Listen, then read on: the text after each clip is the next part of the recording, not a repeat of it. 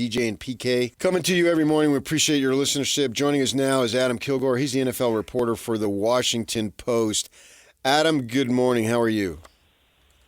Good morning, guys. Thanks a lot for having me on. Yeah, I think we've had you on before, I know. And we were just talking about a guy that you probably know that I helped mentor way back when in Southern California, because he's a little younger than me, and his name is Jason Reed. I'm sure you know that name, do you not? I love Jay Reed, all-timer. Yes, and when I was about 30, he was about 20, and we were working at the Daily Breeze in Southern California, and I was talking about work ethic, and because I spent 23 years in daily newspapers before I decided to take the easy way out and go into sports radio, and how when the phones would ring, we'd bring in 3-4 part-timers, and he was one of them, and the phones would ring around 8:30 to take the prep scores, and the other 3 guys would look at each other like they didn't hear the phone ring, and he would answer it before the first ring was up. And he busted his butt every night, and if you bust your butt, you should have success in life. And he is a classic example about busting your butt and having good things come to you. And it's sort of my little mantra as I tell young people, if they want to get in the business, what do you got to do? You got to work hard. You got to work as hard as you possibly can. And Jason Reed did that. So anyway, That was something that love that dude. Yeah, he's great work ethic, and it's fun to see him succeed. Now, as far as the NFL goes, I think it's the same thing too. It really doesn't matter what job. If you work really hard, you'll have success. I thought that in watching college football on our side of the country, that I saw Michael Penix Jr. just really flourish when he got to Washington under 2 different coaches, right? And I thought, wow, this kid is really, I thought he was the best back foot thrower that I had seen at the college level, if that's something. But it seems like that he had been targeted first round, and he goes first round, but he goes to the Falcons, who had Kirk Cousins, and they are being lambasted for it. What is your reaction to that pick in the draft?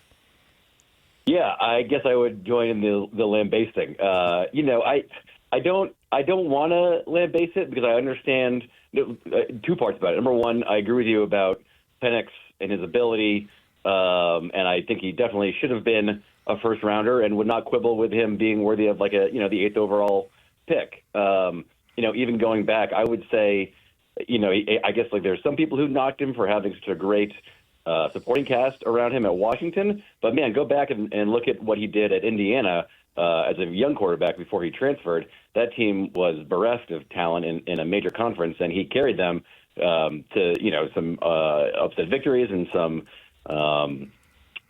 very close competitive losses against, really top-tier competition as, a freshman, sophomore. And he did show off more of the athleticism that he kind of, revealed with the big 40 time he put up at his pro day.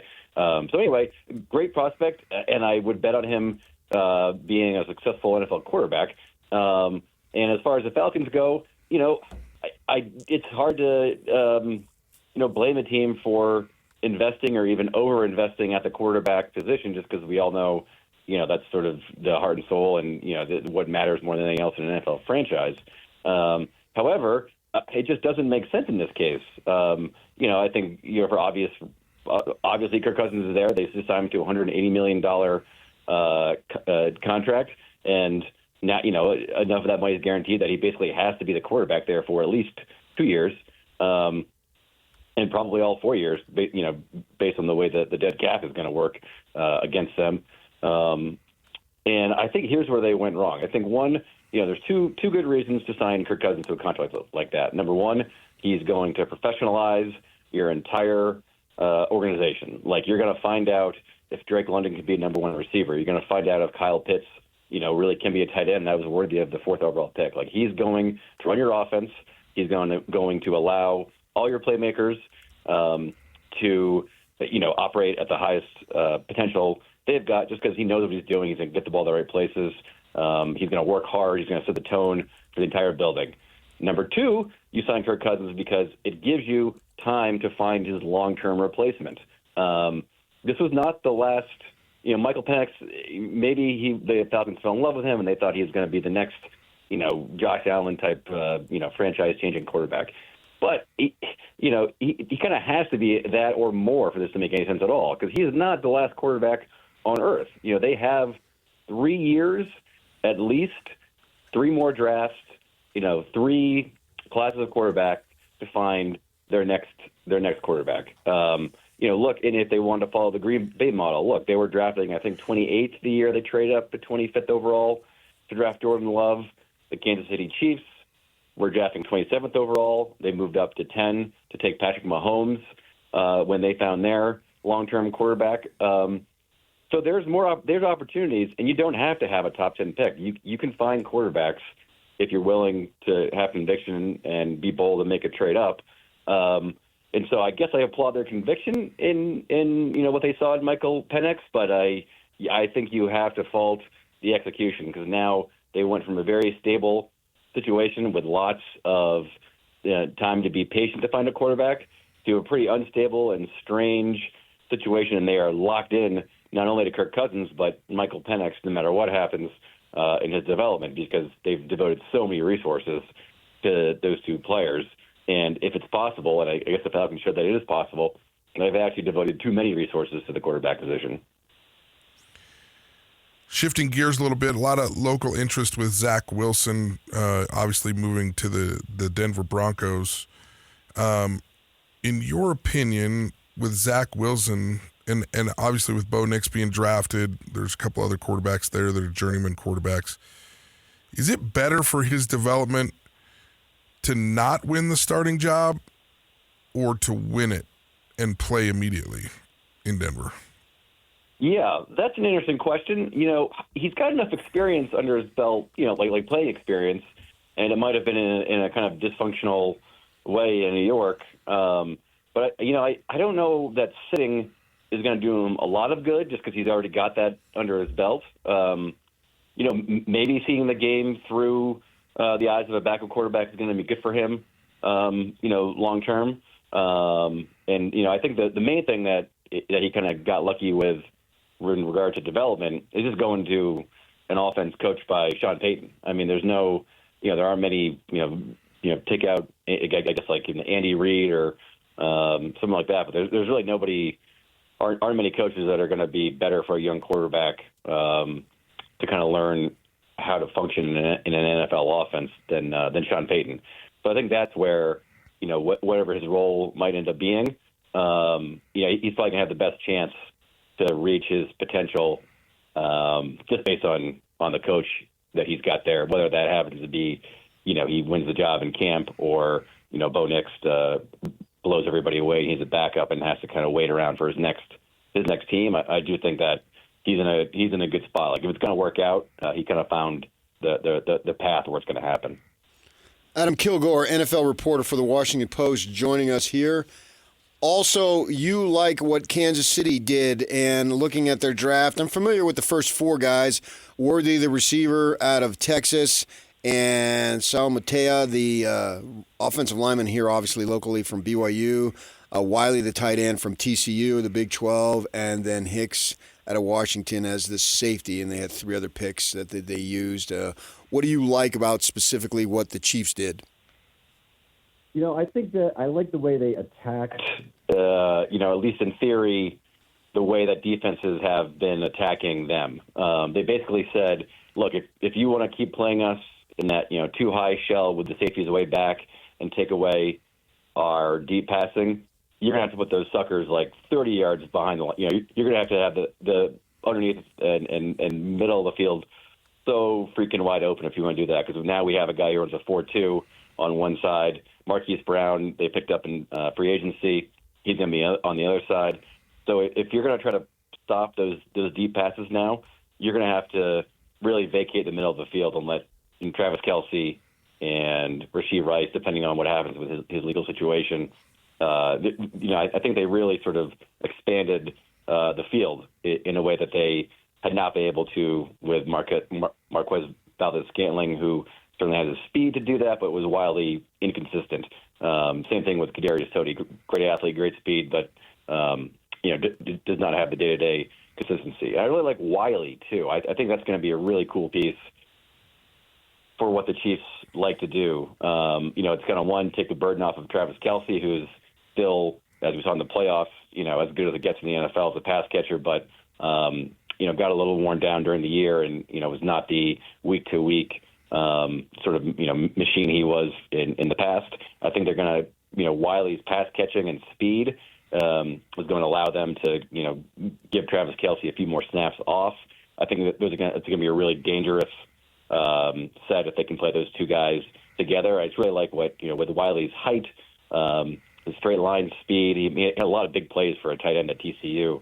That's going to be a really interesting piece for the Chiefs to work in. And they just got really, really fast. You think back to like Patrick Mahomes' first year as a starter, where he was just like pucking the ball 60 yards downfield to Tyreek Hill, and it seemed like it was impossible to stop.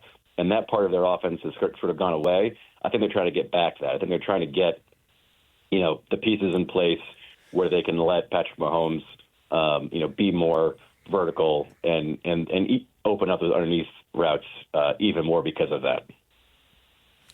What are your expectations for the second year of starting for Jordan Love with Green Bay? Obviously, he's a local quarterback here. Kind of paid his dues on the bench for a couple of years. Now he had a pretty good first year as a starter by all accounts. What are your expectations, or what are your thoughts as he moves into year two as a starter at Green Bay? Yeah, I think he was so exceptional in the playoffs, and man, like the Green Bay's plan went exactly how they wanted it to. They surrounded him. It seemed a little risky, to surround a first-year starter with, literally only rookies and second-year pass catchers. But that's what they wanted. They wanted that group to kind of grow together, and it was rocky for the first half of last season. But in the second half, and especially the playoffs, that offense was clicking, at a rate even probably better than those years when Matt LaFleur was going 13-3 with Aaron Rodgers. So I think expectations are very high for Jordan Love coming into the second year as a starter. They love him in Green Bay. I was actually in Green Bay last summer during training camp, and teammates love the way he goes about his business. Coaches just view him as like a total leader. And love his talent. I think he really harnessed what he does well. His accuracy improved over the course of the year. His command of the game improved over the course of the year. And I think he enters the 2024 season, with the potential to be, by the end of the year, like a top 5-ish quarterback in the whole NFL. The Packers, if they continue on their trajectory, they're absolute contender in the NFC. Adam Kilgore, NFL reporter for the Washington Post, joining us.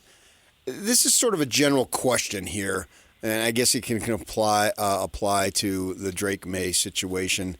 But are we getting to the point each year? It's sort of a oxymoron to say we overvalue quarterbacks when it's the most important position in all of sport, obviously, and you need it to succeed. But I'm wondering, the run on quarterbacks, are teams reaching for them? Because it's now, if you can walk and chew gum, it seems like you got an opportunity to be a first-round draft choice if you're a quarterback. Absolutely. Yeah, I think that's totally the case. I think, last year the first 2 picks quarterbacks. This year the first 3 picks quarterbacks. 6 of the first 12 is kind of bonkers. And I do think, you make a good point that, teams should be valuing quarterback over everything else. And, if you don't have one, you should behave somewhat desperately to get one. But, maybe the pendulum has swung a little too far in that direction. Bo Nix, I have a hard time justifying the 12th pick on him, especially when, I guess if the Broncos didn't have a second-round pick, and maybe the Raiders, they need a quarterback, maybe they scoop him up in the next, 13th overall, the very next pick. But, man, there wasn't a quarterback taken the next 150 picks, which to me might suggest that there weren't a lot of teams hunting a quarterback, and maybe you could have waited a round or two or traded back, or, So yeah, I do think teams are, like you said, you don't want to fault a team for being aggressive and using a lot of resources to get a quarterback, because that's kind of where it all starts and ends. With a quarterback, anything's possible. Without a quarterback, nothing's possible. But yeah, I do think it is, and it's an amazing draft this year to be a team that did not need or did not pursue a quarterback. Look at I think Brock Bowers is a great example. I mean, tight end is not a premium position, but that guy's just an absolute freak. When he was healthy his first few years in college, there's a case to be made. He was the best player in college football, and he goes 13 because 6 of the guys in front of him are quarterbacks. Yeah. He's not the 13th best player. He's probably the fifth or sixth best player. But a lot of good players getting pushed down. Like the Chiefs benefit from that every year. They're going to pick 30th or 32nd every single year, but really they're picking 25th, 26th every year because they don't care about the 6 quarterbacks are going off. Yeah. So, so I do think that teams are, it's a little bit of a catch-22 because you do want to push your chips in for quarterback if you don't have one, but if you go too far, you're giving the rest of the league like a pretty significant advantage. Adam, we appreciate your time. I've got one assignment for you going forward, that the next time you see Jason Reed, you need to tell him, and I don't know if you can remember the name is, he knows me by PK, but if you can't remember that I want you to tell him that guy out in Salt Lake City was always and guaranteed to kick Jason Reed's butt every year in fantasy basketball when we worked in California. All right. I'll look forward to seeing Jerry and tell him that. All right. Thanks, Adam. Thank you for your time. Thank you, guys. That's Adam Kilgore, NFL reporter for the Washington Post.